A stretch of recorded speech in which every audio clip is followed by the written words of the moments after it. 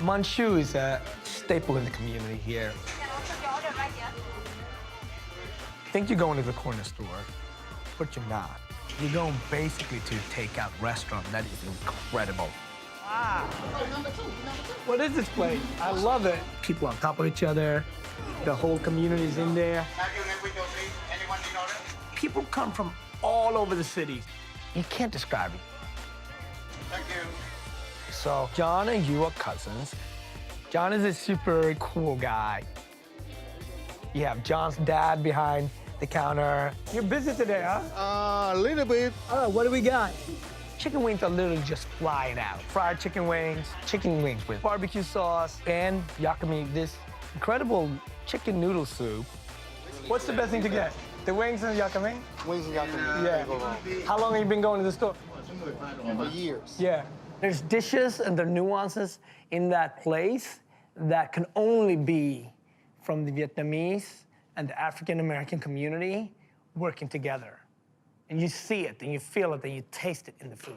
How long has the store been open? Oh, to 26 years. So it's older than you.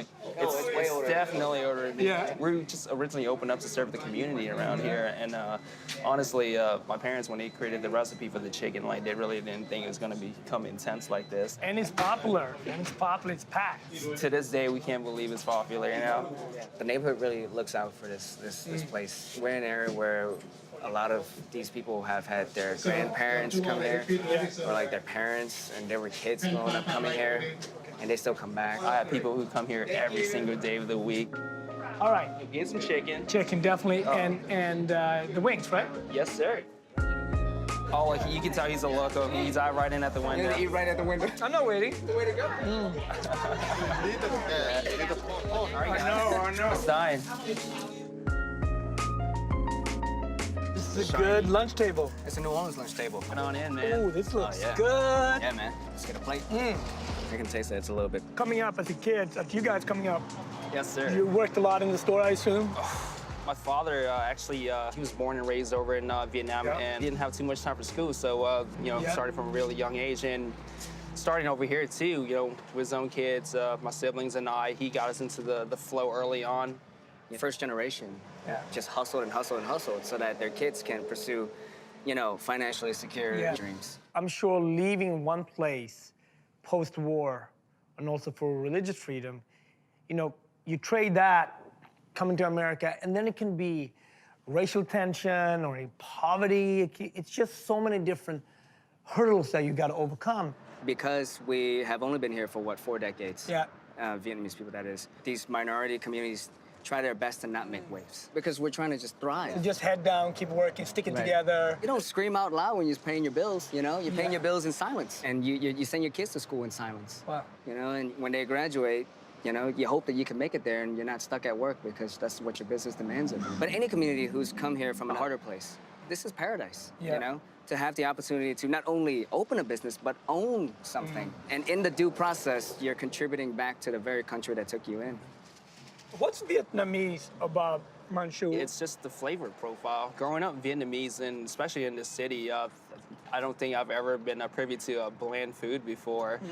So everything that you try here, it's just sort of a kick to the taste buds. What do you think it's about the city? Because it doesn't really matter whether it's Vietnamese food or the food of New Orleans. It's always flavorful. It's always delicious. It's always pushing for bringing in different types of culture. Like, what do you think? Is it in the waters? What do you think it is in the water. We drink a lot.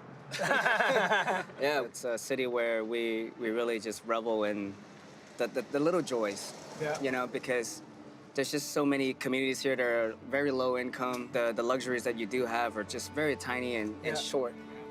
I think the story of the Vietnamese community in New Orleans is a story of two tales. Make it even more beautiful. One, the Vietnamese community staying strong, sticking together to carve out this place that is theirs.